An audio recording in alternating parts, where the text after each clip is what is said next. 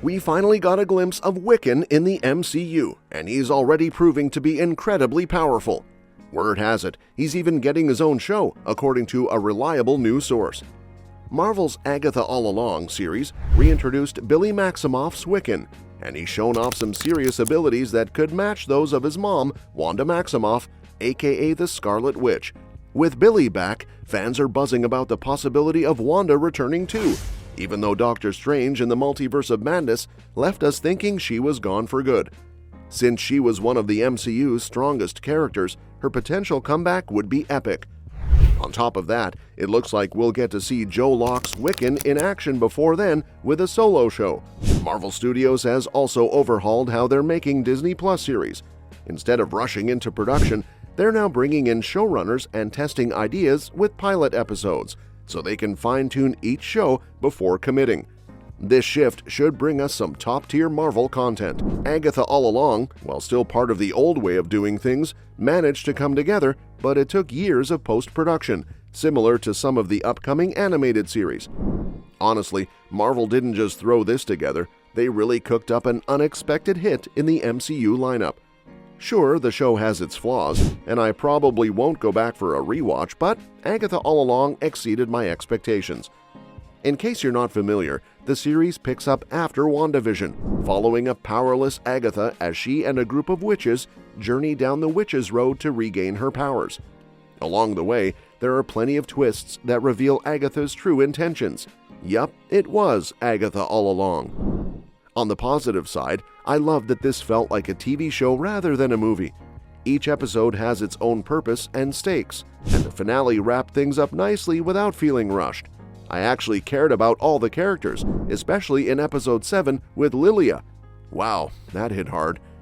The show does a great job of making you feel connected to these characters. It feels like you're experiencing their journey alongside them instead of just watching from a distance.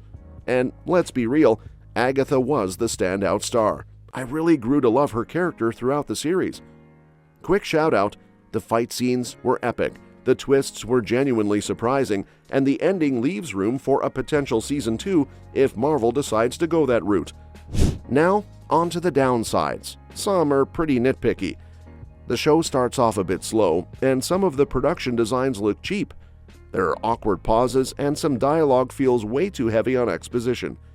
Overall, it's a show you might forget, but it definitely delivers high emotional moments. These are things Marvel can improve upon, and if this is the beginning of a new era for Marvel TV, I'm optimistic it will only get better. So, in the end, I found Agatha All Along to be a satisfying experience with some fixable bumps, and if this is Agatha's finale, I'm glad I joined her on this journey. And now, I'm excited to join Wiccan on his journey. Daniel RPK, who's one of the top sources for Marvel News, says that there are shows in development right now, a solo Wiccan series, and Hawkeye Season 2. He also mentioned that if they can develop these shows quickly, both could make it into the current multiverse saga.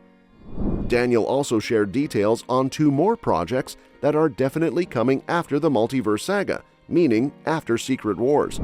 First up, there's the Nova series, which Marvel Studios has already confirmed is in pre-production.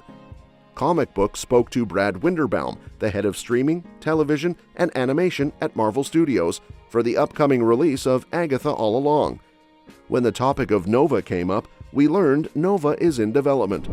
So Nova's in development right now. We are, but I will say we're developing more than we make. This is part of the new Marvel, Winderbaum revealed. But we should talk about this because at Marvel, everything has a spotlight on it, and everyone gets super excited, and we love Nova, and we want to get it right. But it's in development. We got a few things in development, and we're not going to go on a show until we are happy with the pilot, happy with the Bible. So it is in development right now. And then there's the Blonde Phantom project, a bit of a mystery, which Scarlett Johansson is reportedly producing. Rumor has it that Taylor Swift might be in the running for the lead role. According to Daniel, both of these will follow Secret Wars for sure. A little over a year ago, rumors were circulating that Marvel would create a Witches Road special to follow Agatha All Along. While that plan didn't pan out, Agatha All Along left Agatha as a ghost and Wiccan's sidekick, a move Marvel used to keep her in the MCU. And as Agatha All Along wrapped up, insiders reported plans for a follow-up series. This new series may focus on Wiccan and Agatha teaming up to search for Tommy, a plot point that was hinted at in the final scenes. The possibility of a Young Avengers lineup is taking shape too. Hawkeye Season 2 might involve Kate Bishop, Miss Marvel, America Chavez, and Cassie Lang, while Wiccan could bring Tommy and possibly Hulkling, creating a solid team of 7. However, Marvel seems cautious about attaching the Avengers name to any Disney Plus project. Using Avengers in the title has a specific brand impact associated with high-stakes, billion-dollar crossover films. Even with the Young prefix, Marvel might avoid using Avengers for a Disney Plus series. So, it's likely that the Young Avengers won't get an official title, but will instead come together through separate shows like Wiccan and Hawkeye. This strategy lets Marvel build up the Young Avengers gradually, allowing fans to get to know the characters before a big crossover event like Secret Wars, without risking the high expectations tied to the Avengers brand. Marvel Studios could go in different directions with its young team by renaming it rather than using Young Avengers. They might call it Champions or Secret Warriors, which would allow Marvel to introduce a young team without the Avengers title. This approach would let Marvel use familiar, younger characters like Miss Marvel without triggering the high-stakes expectations of the Avengers brand. Similarly, next year's Thunderbolts film has stirred speculation.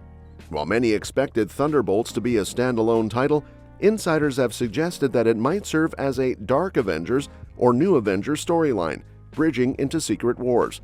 This would align with the fact that Marvel is likely cautious about using Avengers before the official Avengers Secret Wars. If Marvel continues on this path, we could see multiple Avengers-type teams by the time Secret Wars hits. Alongside the main Avengers, we might see a Young Avengers, or equivalent, Dark or New Avengers, Thunderbolts, and potentially a West Coast Avengers lineup post-Vision Quest and Hawkeye Season 2.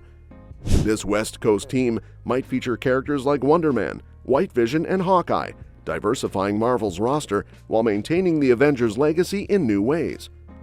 Marvel seems to be building toward a massive Secret Wars storyline that could echo Infinity War's strategy, with separate groups of heroes gradually converging. Just as Thor met the Guardians of the Galaxy and then teamed up with the Avengers on Titan, Marvel's Phase 6 might feature distinct teams like the Young Avengers, West Coast Avengers, and Thunderbolts in different parts of the multiverse or on Battleworld, eventually meeting each other for a major showdown. Well, that's it. With so many new teams and characters on the horizon, it's clear the MCU has some big things in store for fans. But what do you think? If Marvel does go all in with these new teams, who would you want to see leading them? Share your thoughts in the comments below, and don't forget to hit subscribe to stay updated on all things Marvel. Thanks for tuning in, and we'll catch you in the next one.